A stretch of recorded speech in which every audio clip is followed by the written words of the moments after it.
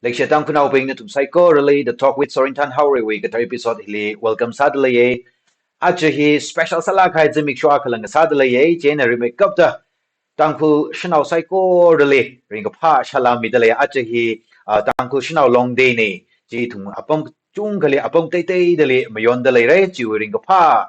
greetings Midale, Kala Tanku Shanao Apong Tete, the Lipom the Glentum Psycho Relay. Sorintan Haure Iwi, Lake Shi, Kayagashi, Coloring of Ha, Shalami Delaye, Notum Kalewangaina, Itum Tanku now, Itum Tanku Mia now being Rimpaku, Vichi, Coloring Shi, La Midelaye, Remekapta, Ajahi, Tanku Shnau Long Day, Hilirin Laga, Tanku Shnawi, Matalagana, Women Empowerment, Hilirin Laga, Itum Tanku Shnau being he, Ari Katada Leidalei, Katada Leisa, Kala Itumna. Cái thà the ring wa ka pha mai ro do cái gì thum chan phai sang rum khwai sa se ai thum tang gu shnau bing apong gu chung khali manga wa de le apong gu chung khali manga ma khwa tha de la thai de le dei thum ka thà the collectively tang khu na ka sa da tang gu shnau bing hi na ka thà the ma tha khu mai kering krakli no itum lansin pong li no itum socially politically economically itum ka thà the ma tha mai da ring wa pai ni kleang ge a je itum chan phai sang rum khwai sa re Jena aja chan pai hi sa ring pha mai khwai lung sang mai da ituna matha mai da mun mai da thei bai khwai da aja special sala kai guest khni rang room yai da le anili introduce sami laga itum welcome sa with the chan pai hi chat fa khwai sa se khare sa da Mrs. Rinyu Chon Vashum a hi arwe ut wing we director sa da le ye ka khnya sa da Mrs. Pilazan Shangmashum a hi arwe tangku shinao long in fa president sa le kala tangku shinao long wila assembly speaker la sa sai acha kya shinila khai wa khani razang mi gi wang chung ganing shie na ni we ot brut ka sak chung ga lai sala la itum tangku shinao bing kala itum tangku naw na dargar ga sa topic issue hi le chan phai sa se da invite ka sa tran matha tuk tuk rang rum hi wang chung ganing shie acha na ni we manga aina itum tangku nak chung ga kamatha bong li thei sing ko khuisam phang da itum step up kamang la manga ka khuisam phang ra da shi chang he ning shi gi jang ka te ishi thum we chan pai hi manga chat ba phai sa se moron da aina ina atang manga li hang hai tha da itum tang khu naw talain tang khu shnau bing we condition hi mi chung kana ka thei tha da le re ka chung kan la ma thei da le mre itum a koran ka thei la chung mai mra we ching khat li ba itum tang khu shnau bing na struggle sa da le itum tang khu shnau bing na hard work sa da le itum tang khu shnau na society li contribute sa da le chung ka le da le talain itum ya naw bing na mag thei le ka sometimes itum na we took it for granted kala itum na appreciate saran je sangai ye condition le da le jila pham ta mai da thai laga itum society ak sa da matha mai da itum corporate sang ro ka okthing room ba ngai ene hiliri laga remake up da in koiram ver yu jon ba shumli khang han sau ke ari ishi tangku shnau bing we condition situation ni matala ga na itum lansin we pongli ka tha da le ri klayang ga ji thang amaram pa ba lansin hi itum we liver matai me thui gi ja khang sai ka la shim khurli shnau bing na manage ka sa chan ma thamai khare gi chilak chung ka le ba bam da le kai thum tang ko shnau bing hi general and khyang ji tran economically itum hi backward sa la ka le chi si ka itum hi manga wal ka le chi si ka tha da le do gi itum lansin yu pongli thum tang ko shnau bing we context na aru condition situation hi how go phok sa da na we take away no experience ka share sami lo la ka itum mga sakwai sa sai Ni share and pie. At your tank which now economically permanently the hungry self help group shall bingli what's a room could you say that 20 years to more than 25 years he should not being a self help group salaga how we along even we related kilik sign even had hangai atum should not being a real zane ka creating zan me car sai self help group li zang naga saving habit hitam kuye tio mo mai kala economically ka independence lay me Kyuwang play jika atum na sak ngai activity jila sapai kyuwang play jika atum we saving now jen atum na internal lending la sa kala khante we na udbim hi in a sadakly udbim hi apex of 865 self-help groups ne achi hi jen atum na udbim we na la as a member hen la kui kala itum na udbim na la bangli la convergence samil ka tha not all the SCGs credible SCGs thing from time to time ka some kind of economic independence Shanao bingli need lay itum ngashan tamkru ngashan Shanao na kamunga mang sam ne mena na kamunga ne kala itum property rights le itum ni deny kasap nashan layaida small itum we he ain't a saving habit now kala itum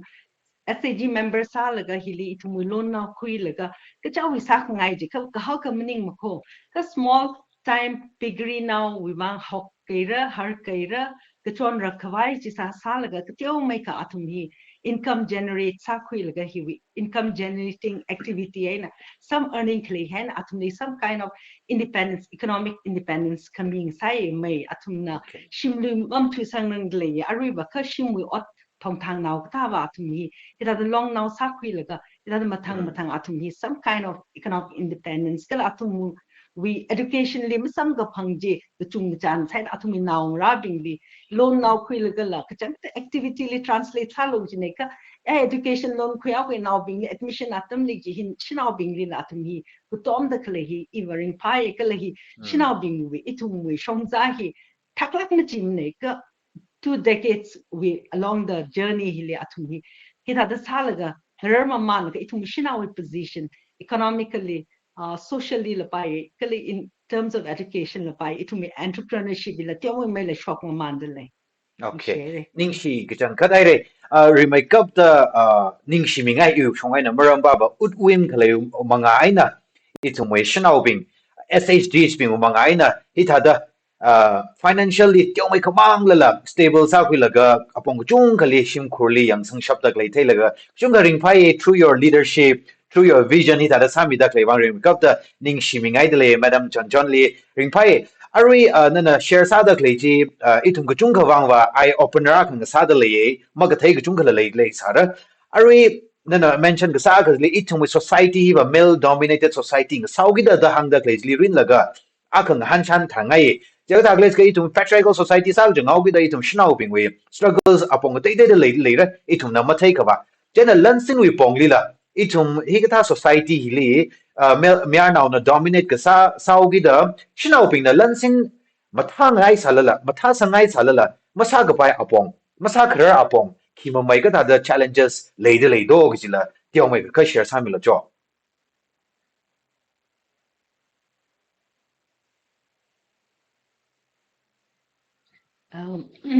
ka hakku apong li ba mai ariwa parakata le lam lo sangra ji shinao akana and earn sal by shimkru we some from any other source and some pang laga lo ke ji sal aruhon hitang khul till de shinao ba ji limi or sang ni lami awi aghara la or awi apang ra mai bang ra nang ning mi ga lam la lo khuye shim sa khwai wang ji hi la ka sha some pang ka chimning la the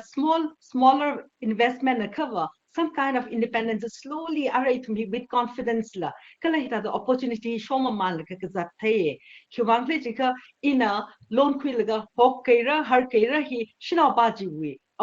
awi decision na khawai sai kala na dispose sara ki tharan la hi khale hi the jena hada itum patriarchal society li wa ka tong hi shina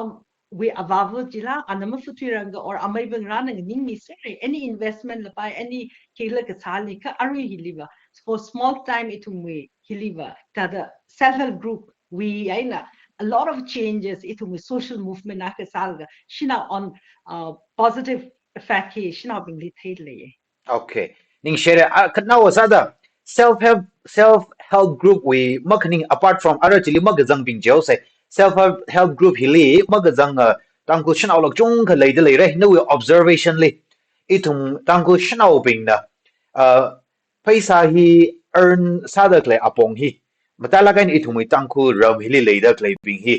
earning we avenues platform hi mathada leili ga mathada malai do ga hila tiong mai ka share samilo jo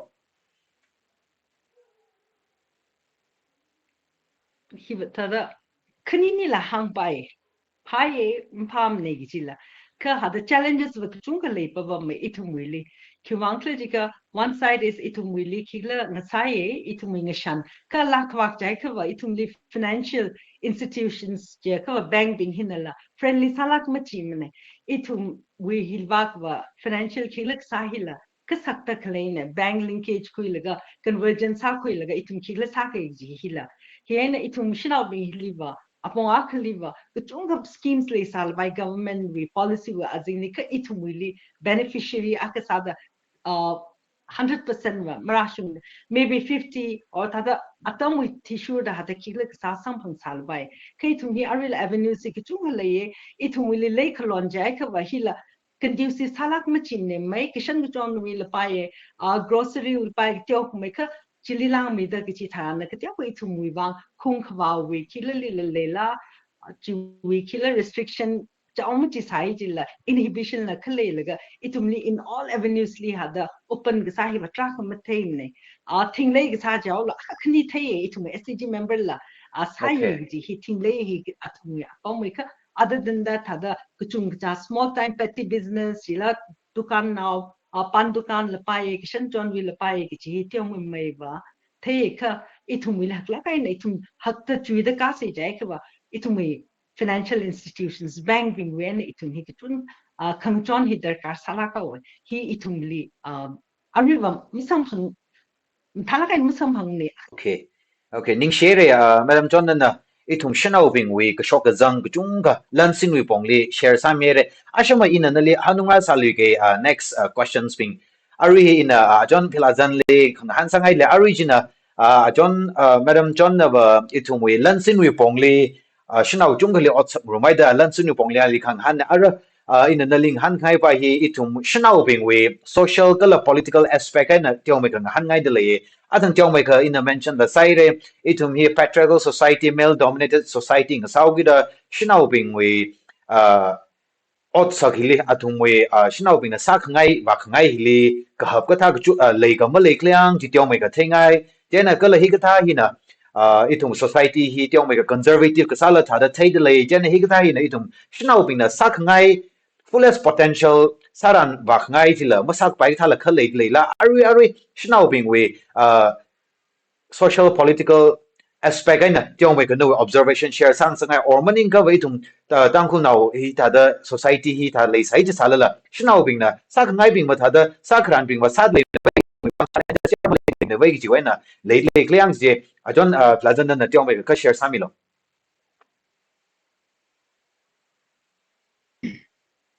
re makeup da da ring pai ta da tam mi da klei khoi da klei hila mara khali ga jung khang ngai le sala platform ma lem da ma hang bai share ma sak bai le kala lang mai da da chon chon chon nong da bam laga thmo sak thai ji thai laga ring pha nai idum shinau bing da dok thoi da le je arina nei le da social kala political wi le tum ga da le le ji ja thang na first introduce ka sa ji le introduction ji le ka hang da shinau na sa da kle hi itum wi le recognize sa khame or accept sa khame hi wat fu da kle da feel sang sage okay da shinau bing na sa da kle je tada saruno ka thani kla ta thada yangbam thada klejina sometimes it wi ksai thaga khi khamak ni ngaula ji thada marakali thung sa nawin kharjan ksari la ji thaba bam kalai thum na serious la gain khuida kleji le e thada thum na sa da klene thada e jau se the real it wi vision objective kwaji la phat da khawat ka ji thada la feel sang sage discourage la sai ka in one way it wi ji tha jin la encourage la sang sak tada itum hi pang mai da phang mai da la sara kjije kha khamata ya ka thai ban na itum hi shimu ya na hapok laga society level ka sung da itum we decision making hili khawat we wangai na itum shina khla tali la teu da khui da lai ka ja khla tanala madai make up da like shimli ka ba madam lila kahar ali ba brave na yu ye ji ba ka tong khana me yai ka ji da sai ji la ji na ba ga dang maning chu alung li ji da sa la ka teu khamang wi ji li kajili la hakmeikharda kji ba mena waina za chondale tada itungwe example ak sada awawa mazanga ka or now mere mazanga ka itungwe kji ka thawi atanga jon na khang thada shimlui khyor klojili la chinau bajile ana decision lam khoi bai mne hila hakla khaya khane itungwe maram baba itungwe sa khangai stong kji masak baya kha kala chinau khana society na khli zange atanga jon na SHE da hang dak leje jikatha jili zangai jili aina dangda ga jikatha aghara or chimkhur na mamya khangai la le ji khiwi wang khlag ja dam le mara khliwa financially tumi stable sa maya yakha itumwi tada itumi decision ga thale la bai hak mai da khuyaw gi ju ka tharin la yawla cái gì liva mrak lila question sang sage kala iwa government servant sai tolop kazak sada agar liva and yui plung da lera kjiwe itumi perception na khala le shon jidla aru ya jon long ram thala ga na we what sa tak leje yari na tangkhul ga tha hak ma hak thuda thai da amitai ji ka song ala ta nikni ni compatible sai da ka khui nei kha kai khanawa as anaza sat le sa tak leje shimli wa ga thamrau kjiwe hi itum sinaw li hi ngjing saklak da lewa khiwang khle ji laga society li la any jan khang zegli la khi ka mahang sang khreng hi wi impact ka iliara ma ka tha da khuyawra ka jiwi khang ka thrin ji ka chung ka leidalei itum wi decision ga khui adam thran ji le ji ka ha gu dnl wi li itum member ba sa la ga khui mang ji le focus ka sa la chung da thai ka I wi ka phaning le ba jaina ma ha phok mra da khui itum wi any political la pai any social issue wi li itum wazang se ji ka iwi apam iwi shangwi jan khang zekli malai mane shina wi zang khai platform malai mane kalai tu wi shang mara rang la khala mai phung da lang bai chili la khi khla mo ho mane mai phung jan zekra ji ka awa ping wa khai ne ishi shina wa ma them ne ji la shang zekra shang zip la ye ji la awa wa bai ka representative ji ma pung tha khai ne ka awa wa ma ba la shina ba ji ra ka ba ana matui ka sang amam dei sang reng ba bamra ma ji thang sai thu da cha kha ga tiau ji le na dang da itum scan ma queer chilen dang dai thum voice masara da leya cover itum we abex body ne da lei da kleya TNL chilo UNC chilo or assembly li itum shina khna wa hang sangra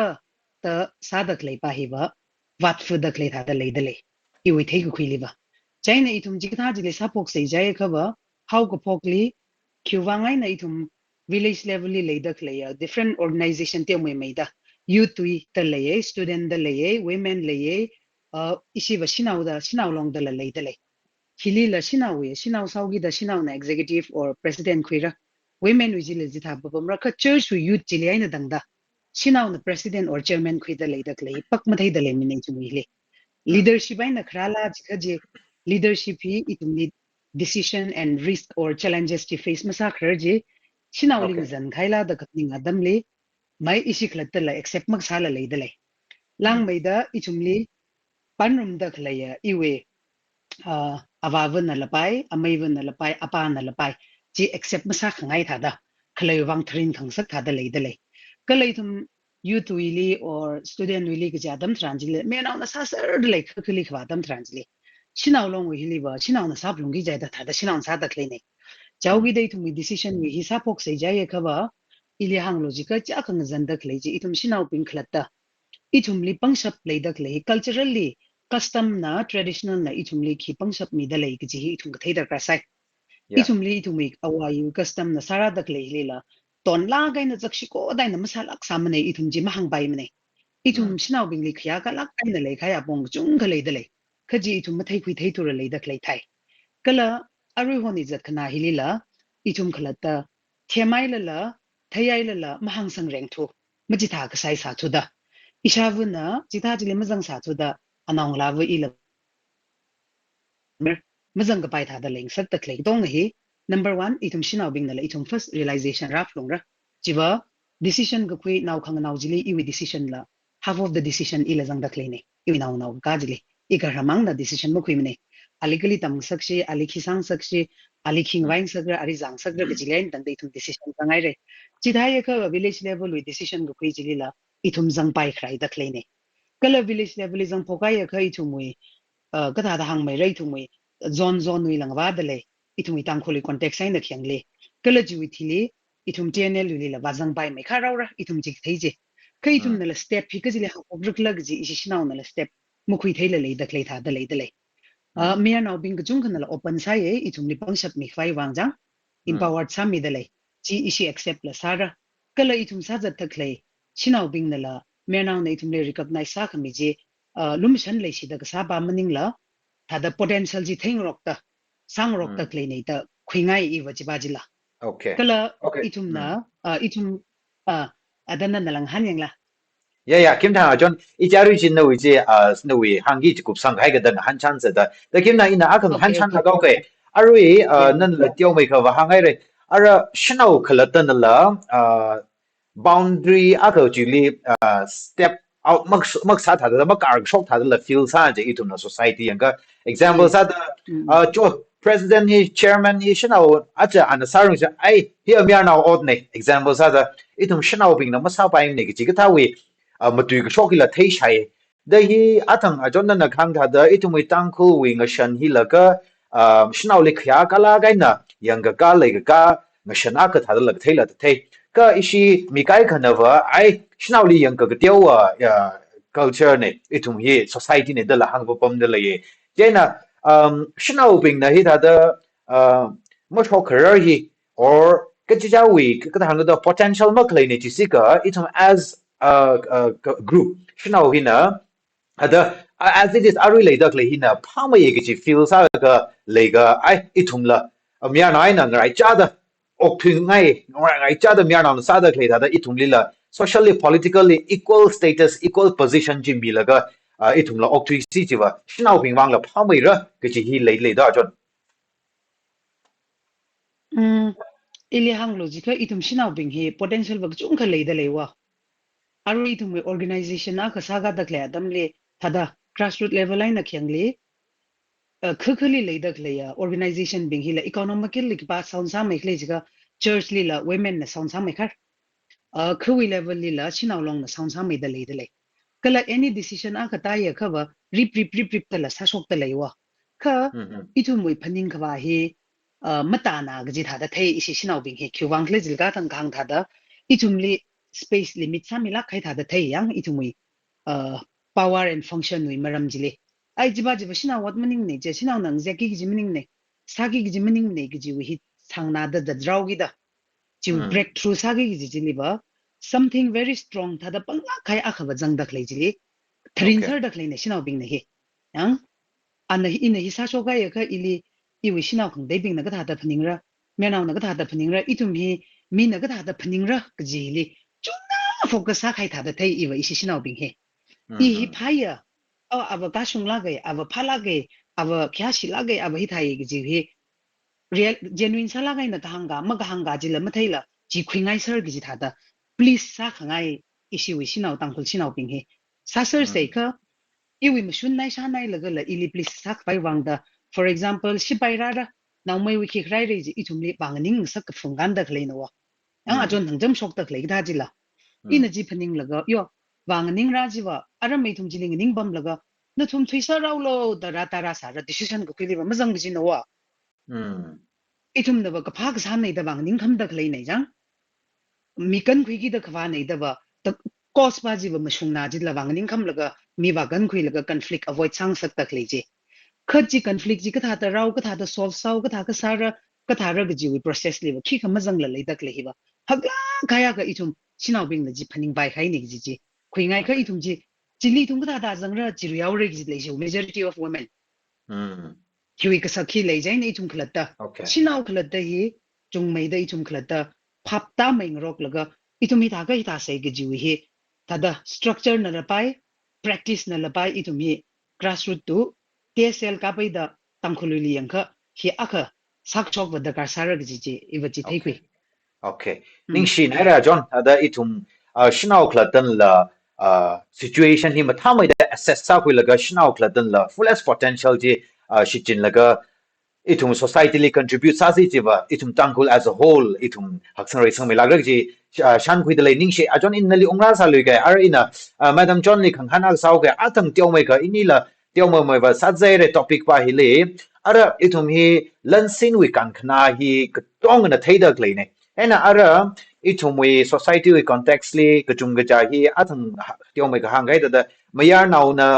awa sa da earn sa laga shim kurli yang sang hi kachung khane ka ari hon hi atang na hangai da tiao ma mai da itum shnau bing la lei sak pong li or ka ji cha wi sa thei sa la ga la yang sang da lei shim khur li je na individual ak sa da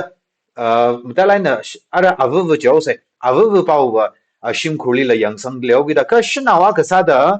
financially self reliant ka sa financial stability khale lansin pong li akhang ji lansin nim thala gai na ka thang da income generate sa laga am thanai manage ka sawi kan khna hi itum ari tangko society wi context li yang laga ka tha da le do I thum bang kya ka kanaro do hi ka tha hi chi ka ari hi ka tha hi le ka ma le de le ka ba hi ka tha ma kle hi na khi mo mai ka tha da sa zik le ang ji la ka thai ngai wo ka la financial stability hi na kya ka importance le la gi ji tyo mai ka share sa mi lo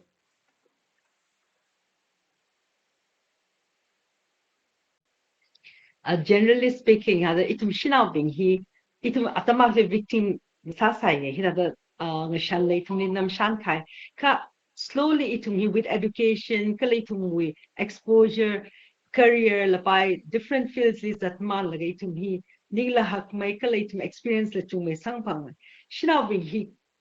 kuchunga na mayare naung la ba hina kanala khaire ava wali khyang la pae mafutirang la kala ot ka sa tharan la atumi earning den shim kurbang paning ni shone shim sa khamil pae lui shim lui muthui sang khamil pae hi itumi nge shan wi alung li ba mulo khrar shinau akhana mulo khrar mulo ka pai na tha sai la arhon wa slowly hada naung la ba chin muthui sang ni che awe amingai na muthui sang lika ava wa ming avavu wa mingai na amai bung raw wa mingai muthui sang mil khre ji kai kai wa chila lei saraka thasai ji lei tum na kathai an chi ara for instance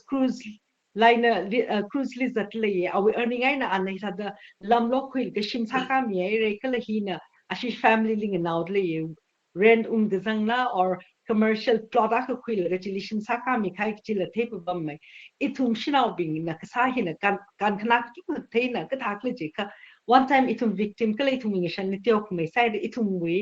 challenges si itum na khangar hila more persistent more itum hi had a consistent la samai laga itum na chunga manga ko khui thei bam mai now me now bing na now on an average hin shinau bing hin na chungmeida now ava wali yang kasang shimkuli yang kasang kala shimkuri wang kan khana shimkuri wang kan khana tharan ramju wang la yuru wang la kachi hi dala khai akhang sai then itum shinau bing na itum financially itum na stable kasa tharan more independent sang ka pankal itum na hakmai itum na lansing single khui tharana itum yuru ka shem lila itum wi contribution hi hakla na khui chung mai shinau bing hi na war tem li la matha mai sa kala otpam na chung mai samang ni jiba itum yur hi the chung kha re sang re hak sang da khui me nau bing hi na khwang thle ke itum ngi shan liwa shimlo hi la thong win da amila me nau na khamunga sai da me nau bing hi chung ka pai krek le pawam ko nau ra nau mang na chile itum ngi shan jena shinau bing hi ba hi liwa itum li nishan na tiyo mo da ta hang khai ta da plazan la nam shan khai ta da khle li itum na la ngar khu ga ka pha ji itum na la chung mai da hak mai da ngar re challenges itum na khu thei khmei ta da hung shap thei mai laga itum na khangar wangai na la itum achi shina bing hin na hakmeikharda chu mai da ka thei hi kala re ka sang yurmi re ka sang le itum ya shuru chung ka zangai jen itum shina bing li chung opportunity ni ni jiwa hakmeikharda itum yur sem ka kala itum hi le la ke gi ji ta ishan ku ye kala shina ka sada khang te shina bing li la ta ka tom ngai ye aru hon mi thought re ka sang we alung li shina me na hi trak ma khaing rock la itum mui varum se kala itum ta ka tom rock se shina la ka tom rock lak se me na mang we ka tom ni mang rai se je hangai kala itum hi thai ka yur sem ka se ji hil decision making le itum li atang hang khai ram sang sai ji la ka tung chali itum mi level itum mi saran ji itum nam thala ngai na sa ni ji ba why not atama rara sare ji marang khala itum mi contribution hi tha da sideline ma sam ne itum mi hakla kai na khui le ye je ni itum tha da yur sem ka kali ila sang la ke sang da le ji hi la shan khum ra with confidence kala positive sala kai na salaga itum ma kai na ka hada shinaw la tom da ka hada yeah itum zatlak se hi hada hangai okay ning she madam john arina na ka hang jili ka junga strike sa de le da shinau bing we fullest potential ji harness sa si ji wa kala fullest ji ma sa to ka contribution le tiao mai ra ka fullest potential ji ka shik jin tran itu mu yu la ga hak sang re sang ka pa apong chung kha le lak de le ara jana kham tai a khana ba shinau bing a john plazan la tiao mai ka hangai re paisa we management jile shinau bing the tema ye ji itum society le accept ka saga clay tha the in any organization or any kiki ka committee jile la finance secretary or treasurer ji tran shinau na sa za la ji tha the lansin ni bong li jena shinau ka sa da itum shim kruili financial management or itum we economy of the family hili shinau ba ji wili role hi kya ka hakda kala kya ka kanada leidalei do ana kisaran varanda shim khura ka wilan sini gjik sak mai pai ni klayang gjila thengai kala kiwanglet ga ara itum we shim khuri ka tong mangai cha samrak chung ka struggles experience ka tengrok saraka Lansing ni mom tha ga wa shim khur ji la ga sa zai pai kong lui pai chu vai na shinao ba chu tung li a we roll hi kya ga hak da lei lei ana kya ga ma tha da sa ga shim khur ji lansing wi pong li ka la ka tong in general ka da hak sang rei sang mi pai ra do gi ji hi no we observation ka share sami no ning share de itum shina bi milik chung le pa ba mai itum management krena ava avu hi ebisi mna khai sala ashim management sara pa pam khai ne itum we kreo with thought in arava with itum shina bi ne teo ka educate same literate same man laga hisada mam thasang me gida chungmeida thei me gi hi le pa mai jena hili ibe ta hangai ava ka sada itum re shyak me sada avu ba ji really ka thei hi mata la kha ka sai avu jina really thei ai ka awi mushun mu khui ji kala anak sai ya avu jili mushun mu khui zang aw hili ka kram la pa ye kala unfair means zaina tong ka za ta ta wi hi jam sa da itu mili jam la pa ye itu nisha ban ji than drugs la pa ye ki ka substance abuse we hili ki tum ka le da kle hili shilao bin he hada he and withdraw some mera hada avwa khina really thai khu ni je jen he important sala ke bi ta hangai achu thot hi mai shna bin ne ko tam khu avu bin hin tam maman le ke tam khu khai la sang le jen it hin ning share khamai ke ji ba hi dar kar sai really ke thai hi number 1 a hin sai ke la ke them jil with experience le itum la thai maman ke hi li ar han with thot hi li hang se jai ke hi ko tam khu khai bin li short by maybe I may be wrong ka you we take valley hili itum ning share chik chung le ki wang se chika arhon we totally network ne scam ne ka chung hil avu being involved sadly ik thau le jika really take a jika ma take sa ji le aw serious ma satula then itum a lot of scam hili itum hi tha the hili mandale because we use smartphone ka singaina then hita we truaina le itum hi ha the clan hili mandakle ne hi itum really itum na thêm mày cái chú mong thật ít mày greed ít mày lăn xin lịch cái hao là cái mất không sủng li vặt cái dân cái là hạt serious hạt mất ninh quỳ là ít mày hạt vặt ta dân khai cái tiêu khá a little knowledge is dangerous cái chỉ hạt tiêu khá thấy khuyên cái hi phal bài hi na itum li hada ka how hi le laga itum with dignity of labor with true na earn ka sabam ni la ka easy money hi na thak me or hi thawre jan itum hi ka chung ka cut off salary ba mai itum SG member ka kai bi network ni real laga it had a loan default sat you kai it ba firstly ba mathele hi chwai na ji ka na money business li ba jang laga it had the earn south ka chung ka multiply south ka jana ka chung ka shin purli ukhanan kan sa group li la SG ji li la hada atum na shishin ni khai chung le ba mai jan itum ni ning khang share le chung khal le itum ni external trade ak na sai ye hina kale chi mang ma chi la hada khang de apong ji kai itum ni thak na earn sa kai le greed ba hi ra ka sang jan whereas ak sa da itum we sharon rain na earn ga sa ba hi ba kham ta ak ne ka dignity of labor khale hi pai ji ne ka chi mani la itum easy money le crazy sa khai ji bai ite ok ning khang share ji hi itum hi a big challenge ne to khuya acha avung rai to shina bing atung ni la men of the shit sang ai shit song phokai re jen itumi hili itumi hada mina wish sang kwai pong lead va tak sang hada chi thei chi mring pham ni khunang la ke jen itum la hi evening sharing sak ngai ye itum le hi ta lai tung le bom le ye jen na khna kling khun sang ka network hi I ba hada very sang sak ngai share okay ning share madam John itum we lansin wi pongli shnau ping wi saran waran kala shnau ping wi kya ka pangshap lai dik lag ji hang mi dak lai hi ari context an yang la ka yes muchung lag lai de lai ituma apam hi ari hi smartphone internet ka tha hi ung tha thar dam sangrang thuki da itu hi easily scam sa pai dak lai da thai de lai jan ng shark mai phat lai ning share in ara a John plazan li khang han sau ge ara no wi shong ba hi inam talaga ni itum we shanao bing we social issues we hili hiba hili tiong we ka hangai li shit dele ara domestic we bali ungai maramba atan na hangai da itum kla da how go pok chi tran shim ba hili kamathala ka shila shim hili how pok ser how gida shim hili itum tangku context li miar na ba hina head of the family ne jogda mi chung kana domestic violence domestic abuse le shim hili hit hada rot khamrat legi chila khang la leiba bam da lei chingri khai sim khula leiba bam da lei ka I thumuli domestic abuse laga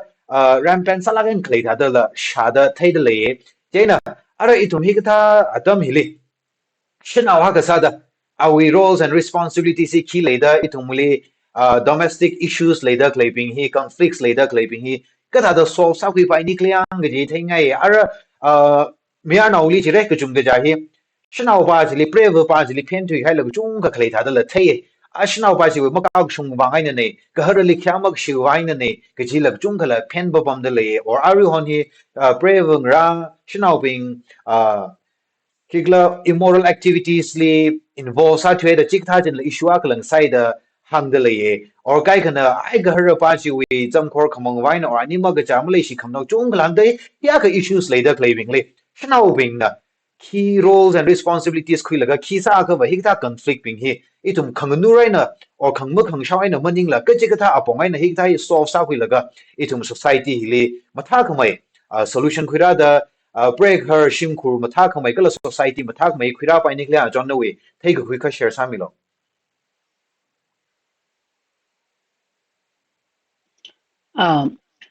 Arwi nana question la kajong khang hanai ra kha da sambadai na itumi domestic violence we hili tada gharana bravely miyang gathai we reason hila kajong khalai sar pai tada ivaria makeup da ishina wai na shina ba hili chongmeida sangai aniwa aina ari havu hi chala gai na bamga pare kharwi tada khangnang khangjai la swita khamai tada theidale okay khala aniwa aina ari havu hi macha phlung macha khura kha kahara ba hi chot kaji thada bravely la ringshi da saw avavali la ringshi da sa gaji hi teu gathai ngala na sa la ka wai ni thau problem hi teu mai ka gathai da khanang lak ta ka thak lak ja dam tranjile athang na na khang thada brave na pazat la ka sa ba ji ba thada exceptional case ni je mrung wat phungaw ra kaji ji exception awak sa da ka thada shinaw ba ji na ta zak tar kai na sa sa la silly reason ai na pha khoi laga ka har chak ka shi tu han chak ka shi jang mangana ga ba ya tu hanai na khar la shinawa ga ba jin la tada kahang khangna ka ga shung pre wak sarada pam khai wi tai pang ga sala la I ka tada I ka issue shimle hanung rukle da pam khai wi tai ka hili matai make up da hi ka wi conflict hili pre ka wi mag ja wi conflict hili ba aniva I wi ava la pai I gar wa ava la pai hi bing hin na phap ta da le sa ka conflict hi ba pak wa ma shok ta le ni ji thai kwi da le okay matai la ga ni hita da sak vai wang da achagum ga hi isin la ka phaning la ga ta ga hi one way itum khla ta wi mishun hi la I wi right si la thai si la and I wi rights thai khai wa dam tran li mi khang da ya wi rights ji shman mi khai wa maning la khani ni wi rights thai kwi vai wang dai thum na international women's day achagum mi khamya na dam tran ji li legal rights women rights hi khika ji ne imphal le kala ji khika laga legal perspective ai na ithumle women's right kya khale de lekla ji he khikang rom laga ongkhai wi thile cases now ga shok ji ne imphal la jain I winning li phaning e o kuchung khale de le mo ya ithuma ya chon thang I thada ra laga ra thai laga thada rights chi thai laga ithumni la rights chi thada le de le ta le ya kha ilya ji ishani na or iwe sister in law na igarali nam yei sang laga hang sot laga igarana ili phap ma dala gla ung shaw son son ung sa son son da khleji ka tha da war khle da hang khra chinaw ba ji ina phaning laga a chot la kain 1000 times phaning laga hang da leira ka at least ali la open eyes a khala sa khmi wangai na ala jiwi khikra pangsap ji khui laga igara ba phala ge ka ishani na iwi sister in law na ali thada rak ji thai jawle ji thada sa laga thada sa dak le ji da recent aja kum ne 2024 ni jang ina ji phaning khui o ichum hi Garai na pray vujiba Malaysia kang rock maning manawo ka pap mada khwai wang tangkhulu hiliba yin ga sang hi leirak tale kala khang daya ka bana ngasot naw bing na yin sang laga ka sa kha ang na pray vuji ji thai hi thai gi ji ka itu muli ji trust issue ji ka thada raw kla ga ji hi personal issue nei ngadeng de the cases le sara ka pray vu hi na deu ka ka sa thai da tada society wili ka zat khik sai ka men bing hi insecure la saula ga ji ji marakli question sang sage chai chum kadam ka sang dai re in the phaning kha 2006 aina aji hira sung da tada chinawi ili involve unsai ka as a woman ila women victim a khane men abawa ka apa maklai amai maklai a khawi victim la ka sada chung ka experience akra damli men bingli 100% if any domestic violence he ma blame ma sangai mane ichum sinau bing hina praivang ra bing na gharali insang laga kajik tha avavali lapai anivali lapai sister in law bing ni lapai malaysia khangsak sadak lei or mother in law bing na sister in law bing na amaivali anaw merali hang laga sadak lei yang sir laga iwa hi hang chinge isi sinau bing hi ning ma tha mai ra positive samai laga okthira athang ajon jon na khang thada itumui sit ka sang hi lawa daula ka pha kham shung ka theiji la kha ba daula ka shina wi le te mai ka mai yui gi shi hi la lai ser ba mai ka ada yui shi khangai hi la sakla kau da ka te khli la ga sa khoi la lai da aji itumui hi le ba i hi ki ba kle ran nei li ka thada sem khoi da i aman kya ka sak chi thada sa da i ga ra li la i wi naw me ra la mya khoi me ra ji la sakla gi gi ji acceptance kha ba daula ga ji phaning khoye jaina itumui culturally itumli la mashun khi mi da le gi la thai khui mai agara wi mashun la thai khui mai jaya kha itumui le thada domestic violence wi le la pai mai sara o akhbana avwa khana nawngla wa nawme rang naw kali partiality hi avwa na chumai khar sa ya ba bali ba nawme ra pali mi chang mai so ne avwa hina and avwa ka sa da nawme ra ka phrawi ning ka hak yang awi mai dei win han ga awi pong ba ka khleje hi si itum ka thai khui avawa naumera maklaya we amaiwa maklaya apa maklaya akhawi experience from childhood till today to experience tila victima sada chiwi kada chiwi mi kaina thai khuya ka plus yari nangla ba khni mangle naumera mazang rim ne chaina double experience ka thai khangsa ga dam tranjili hinala igara lila or iwi awawa lila victimize sa khangsak thada thai khui ka isi sinau bingji ji kya ka theiwak la iwa isha wali le shauda ali iwi society na ali victimize sa khangsak je imring pham nei imang le sa khangsak mening la kala ji isi igarana inikni wi naung la ba manga we da naumera mazang manei da ali la victimize sang sak ta kleji mering pham nei jang je imang li mening iwi naung ra mang li mening isha wa mang li mening la chain itum he ka thuk mai da avung ra bing he sinau bing he ka thuk mai nak ta phaning laga mi akha gjiwi khama tha gji khanini li theng saknai hi itumwi secular wi law mang maning la practice sa da kle culture mang maning la itumli bible li la kya khama tha da mi akha sola kha mangla kha gjiwi aman ga sakhi thei khu yauni gi ja itum partiality hi lang ni la khai na masamra hi da dang ni la khai na partiality le la ga naw kau gi da naw da thui khara dam li lang naw la wa hi confident ma le rar thu ka gji la phaning khu ye jain iwa avu bingli adam hi thai khui laga vo binglim thala gain hangai no ya man ka sakchi naw ba ji le aman sak ta khui mi lo akhlatar avoi na ikhlata man sak ta mu khui ke iwa naw la buli le ya man sak ta mu khui thumra chidai ga ta ji tha mi na naw la vo ji le aman sak ta ma sa ka khiwang mulung wa to inam sak ta mu khui laga ka ji iwa ji question sang sak na ya ji he Okay. Okay, ning share ajon arui ina thai kuda gla kana wa khigla jga thada itumi kai kha hi wa ka chunga cha male counterpartly phenawe issues being ka na wa shnau kla da wi issues being hila address ami da like chunga reng phai itum kla da hi ka chi cha wi li challenges face da kla hi so sare la ga shock wa ma thamai la pai da khui jena chi da share sami hai chi wang ning share arui na han cha nau ge arui ji relate chau gi da itumui society hili shnau bingli right si tiêu mây ko thada sakham hai thada feel sala ke ji hi ngan ngai kala akhana ara chik tha wi alung jili ara chi thada lei sa kha ba chik tha wi experience sa lei kha ba ka itumui society hili ki mamai immediate steps no or long term chi say ki mamai sa ka itu shinau bing hi ktiao khamang la socially politically uplift sa pai do ya aru we domestic we examples are the violence lei sa la itu mi chung ga shinau bing li khang miao lo chi miao lo phiao miao lo da pom khai le tha da la thei the hi ta li hi tha shung ga la phar la他的其啥个吧，这个他 issues 并起了个minimize 啥白你这样，跟他的신호并 uplift 啥白的多少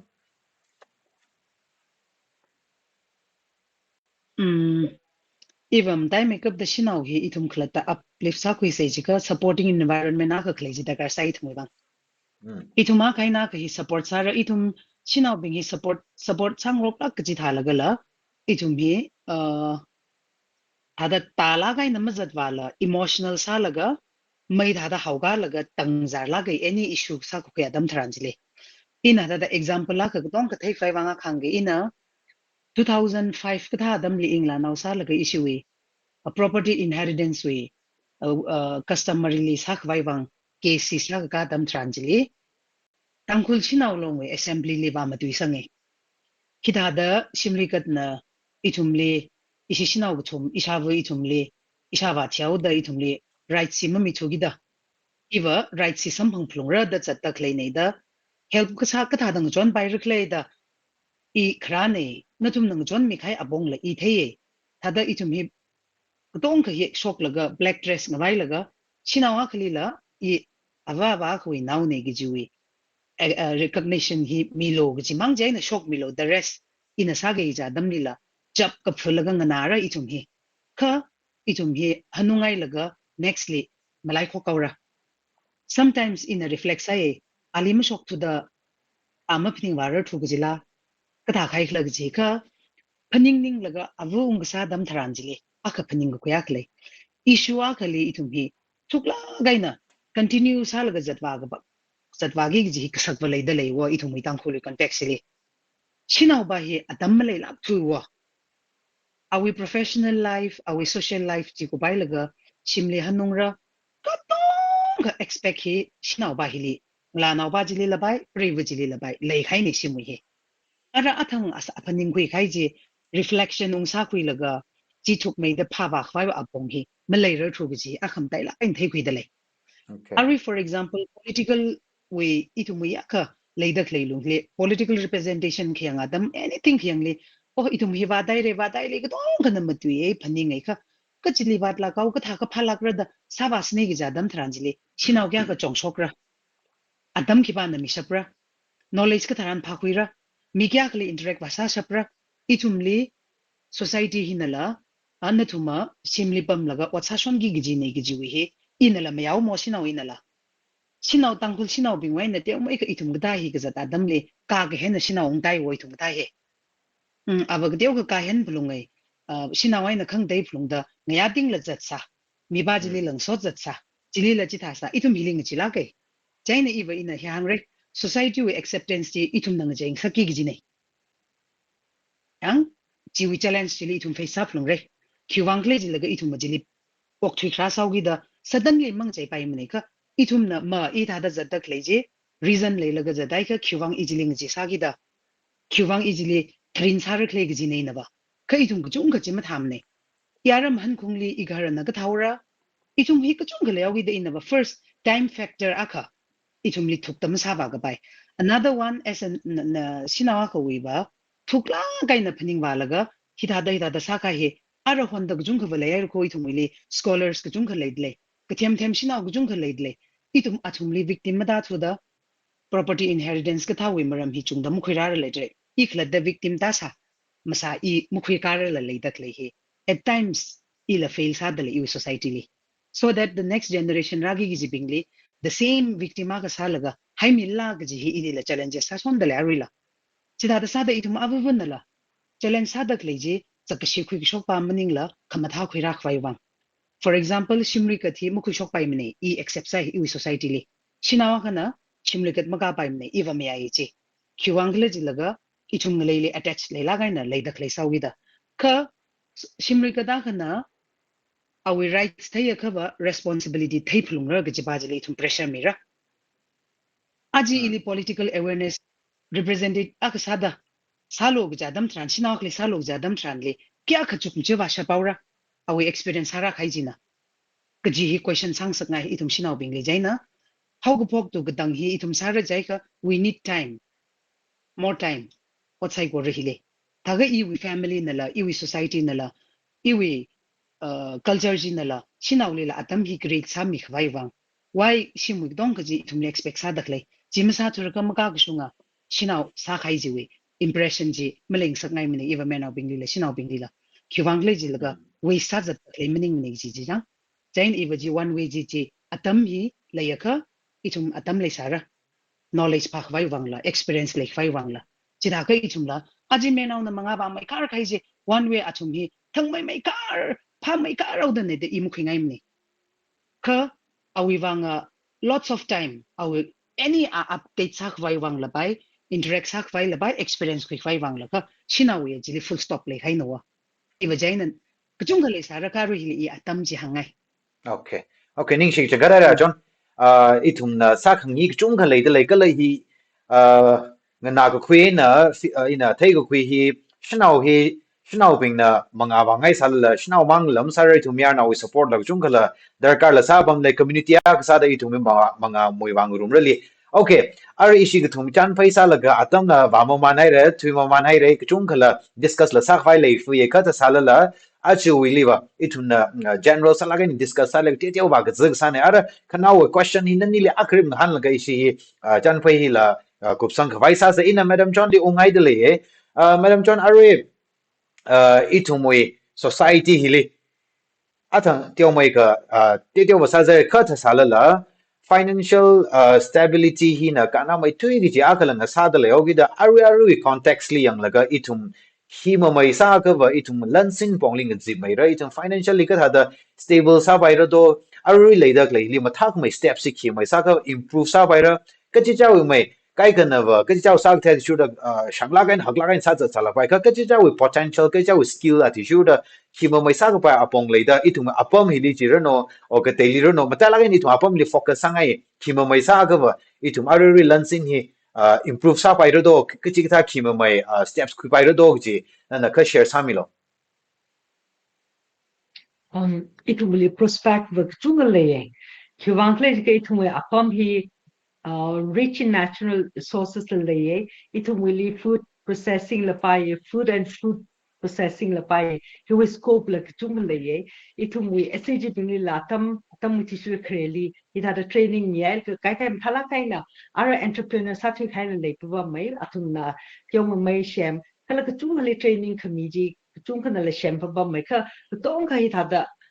forward malay nei chuang chu ka hi value addition mang machila hi marketing le involve sau kala thum me packaging la pai value addition hi thada khwat le pa mai hi aka iwa khne na hangai akana ithum we ngachai li ha shinau bing we contribution hi hatla kain le ithum we economy ili semkakali kala ithum prospect le pa mai thala ithum na achi ithum we weaving hi la akanga sat le weaving hi li ithum we itum we khangja we traditional loom mang machila aron we handloom Burmese loom sing laga itum we kishan shanwai chonwai ki chungka aron hi popularize sadle aman la ka pai me di yor sang de le chi akha ka itum we li ka sak akhna itum le hi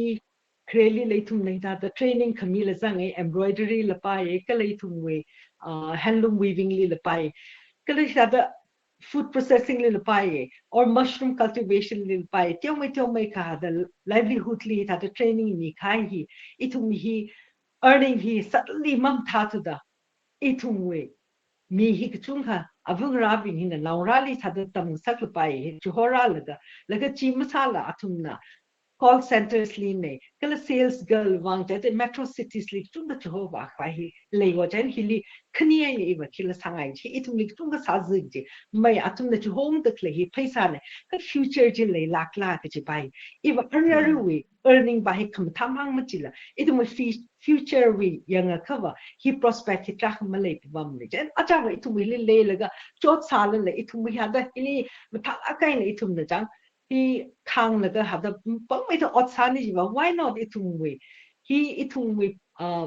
rich in natural resources le ai da itum we agree hoti li ha da lasani jiwa or even agriculture lapai hada itum hi certain hybrid crops lapai itum traditional crops lapai kiti hi hili focus ani je itum traditional crops ka itum jobs cheese itum millet si prospect le ka itum aram salak ne hi aya watam li ba itum supplementary food sadala singzai ka arwa ka og tuina he healthy sai he itum longevity wa itum health and nutrition ji sal itum ara cultivate ku satre itum ngalang kapai ni palaga itum ni hada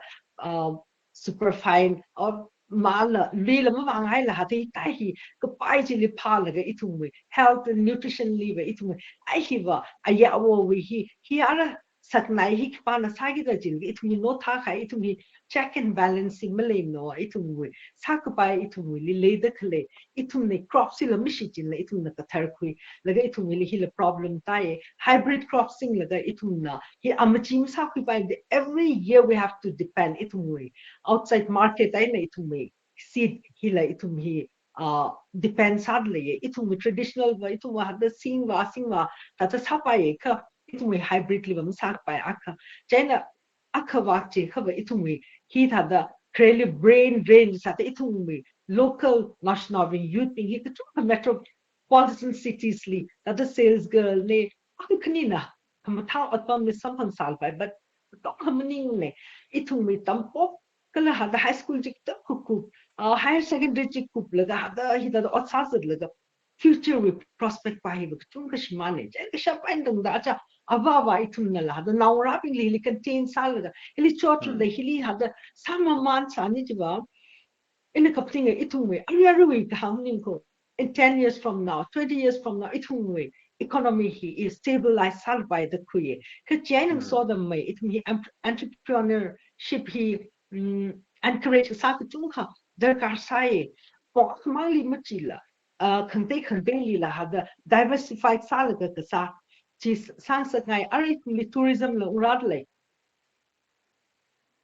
itum okrulila tourism here chungmeida thaile moakli hotels chungmeida shotle eateries chungmeida shotle then hada hili hitata hili encourage ayali shoki chipaliva hibahina maphamimna hina hada itumuwa hilal fast sighted sakme hada ngasai jen itumna financially strong sausage hila aka kala chen so da I hang just since I work with SAGs and atumillo he itumli banking facilities, financial institutions, itumli friendly sani jiwa, itumwi.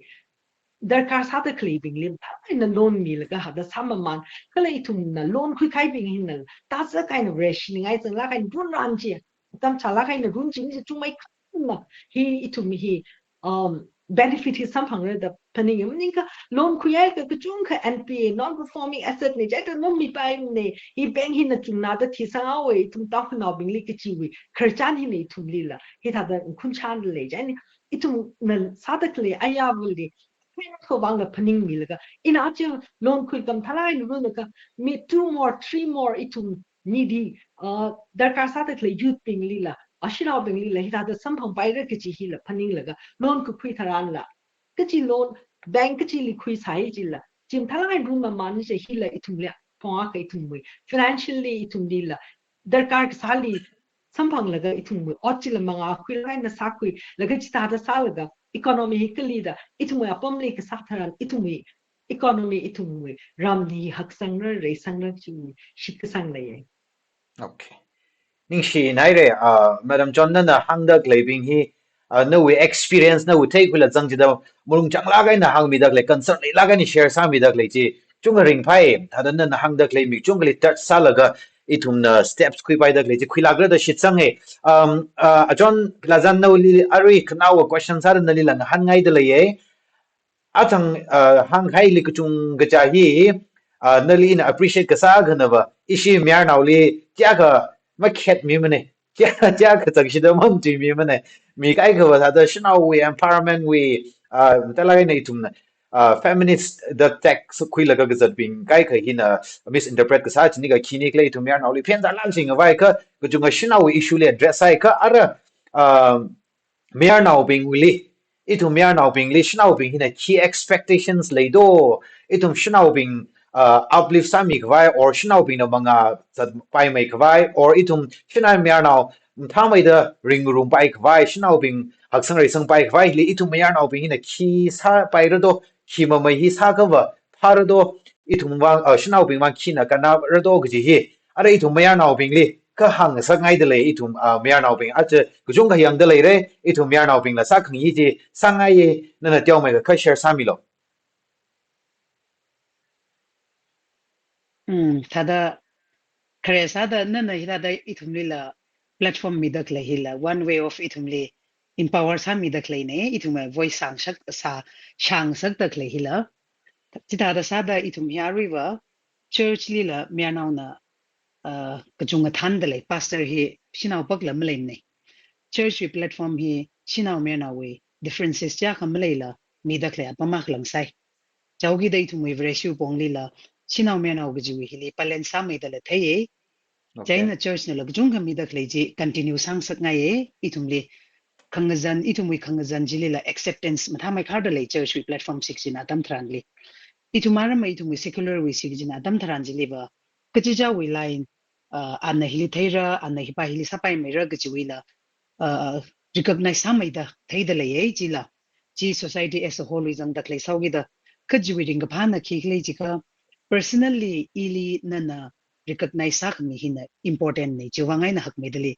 aje higda hile important sar to khika dakle he one way of itumni la great sa dakle ne chin tada chi continue sang sak ngai chigda he kala higda we issue hi itum tada frequency meida mi chung meidala itum mena we songai na lang na room say shina we from different perspective for example churches li what's other clipping why na lang na say politician ping why na lang na say kala lui khwa na ping why na lang na say itum ga ka parak le ji je me na le khyang adam tranjili iwa me na so na jung khala khana la iling de khmai la iwi thora la personally khrizan sa adam tranli chinau bing healing zan mai da ton mai da khui phlung ra da khlaya me na hi chung da masang phang mane tiring phalage ka yarui we platform ni kishok adam ji tharan ji liwa tada mear kishok sanga yaw da ga khekla ma thai thura tada jiliwa tada shinau bing healing dai da trick sara ga jiwi attitude dai na expose ka tha da ka thai khwing sageli aram personally we khangzek liwa ring phala gai na support ka chung khami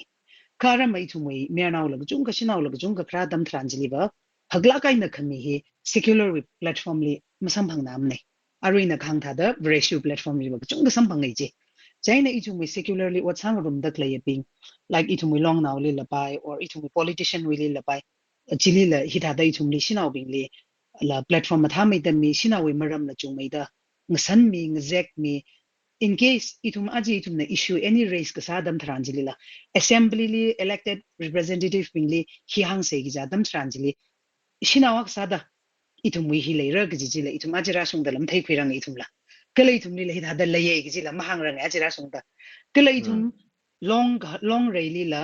shinaw bing bang hi da sak vai da menaw bing na la athum zanau da shaika se gi sani ka or athum la jang ra nai ra se athum la hi pa yaw ra gi sani ka ju platform la ki kam shom mi range ka itum na ji mangrai bambai mane gi ne itum da ba ka ji ari da da menaw bing hang se ji ka ji ka ji itum ye khkhai na representative ra da klei ji li khkhai na shinaw la jang la ra pai krai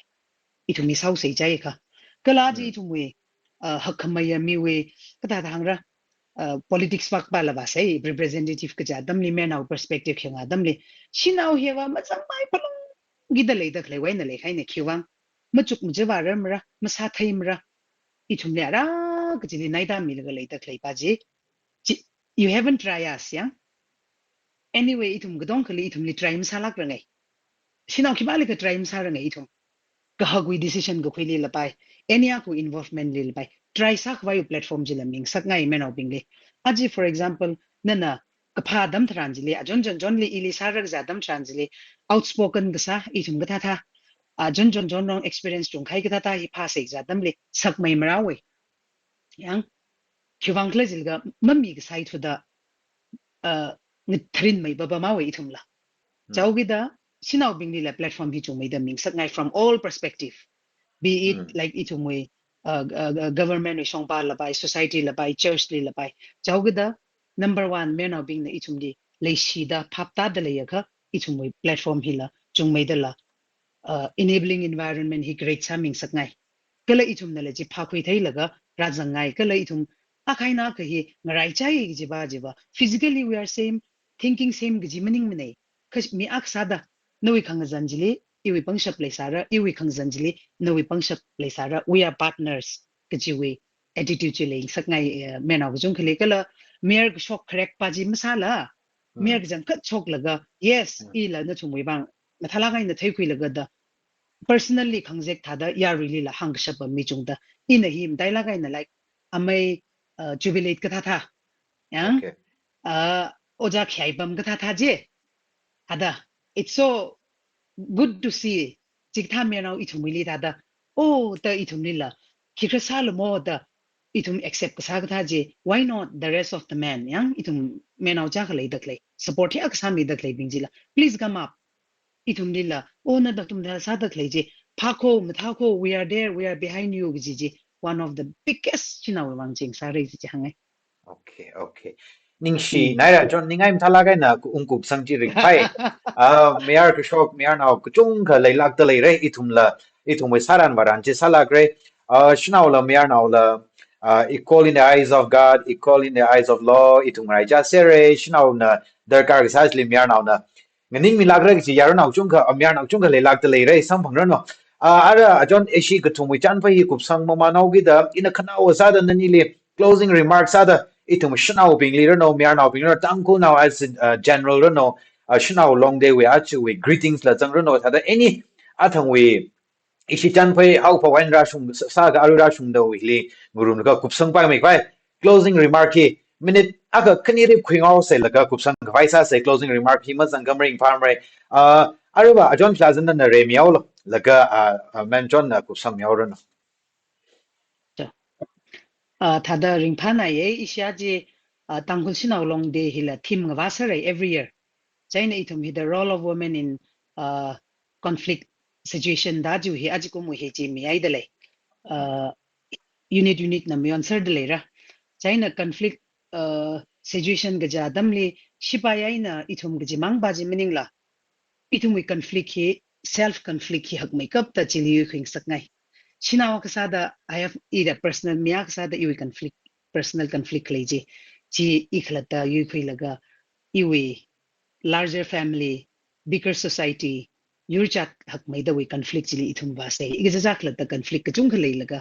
conflict hak hakli mang jili conflict ne da mukhui sei ji isi shinaw bingli message ji minga ye kala menaw bingli la aji we shinaw long day we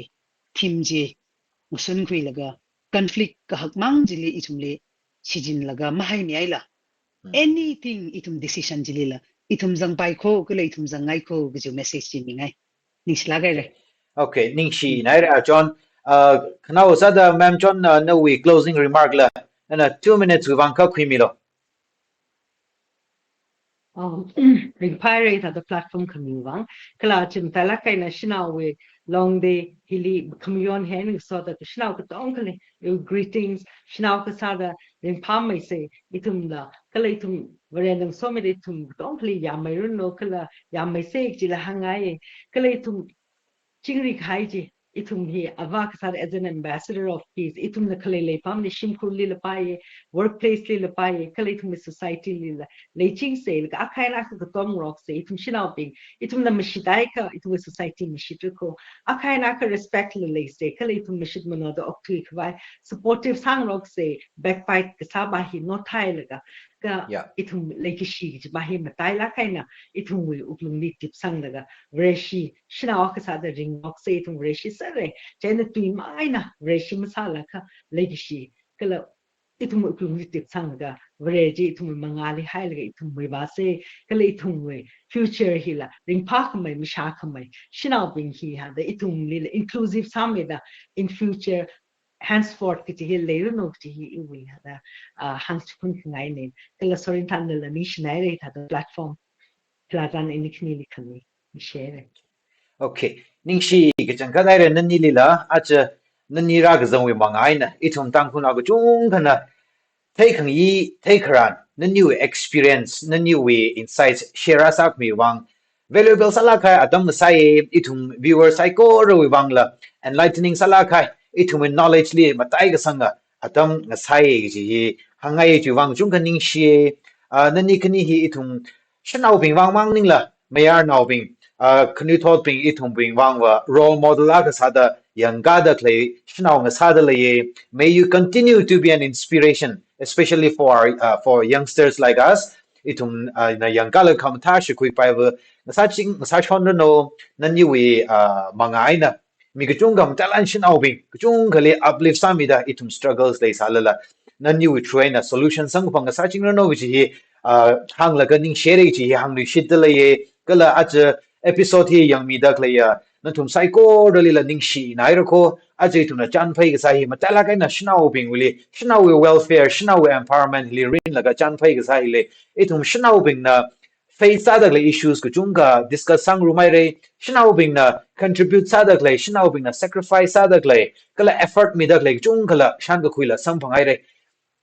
itum na realize ai ra ara itum situation condition hi ka thada le kla ji hi jena ara issue special guest kani na hang mi gai ju attitude itum shanau bing la itum roles and responsibilities si chung kha le ji shan khui de le itum shanau kla da na ai itum la hak sang re sangai itum la manga wa ngai da sai ka chang na rem pa mai ka manga ma wa ki che de itum kla da hi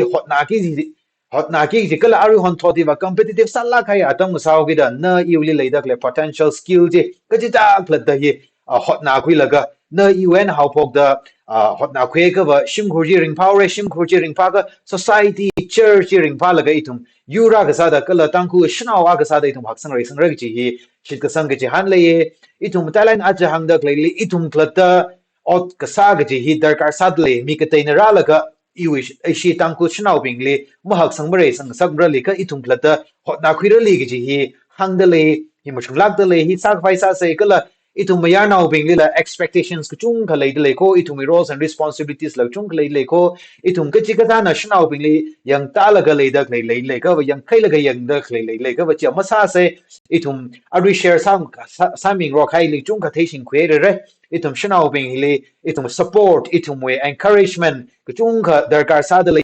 itum na thumila khanga se itum akaina khangrum laka shnau la miar naw la makhai la ka ji jau sa the wa the ati shura itum ko khayang ga sada ot ka sa ji trantang ku society hi hak sang rai ge hi shan khu de le itum yura ka sada vision le laga objective le laga itum hi thada chat wa ngai ge ji aku alung le shnau miar naw da la makhai la tangkul naw da itumi hak sang rai sang rum khabai la sa se ge hi khnaw sa da hang ngai ne tum psycho ning share kala ma tala ga na shnau bing tum psycho le shnau long de ring pha mai lo ge ji hang laga ring pha sok mi akum sa lo ge la hang li shit le tum psycho ning share mong pha mai share se next episode le sam phang li shit se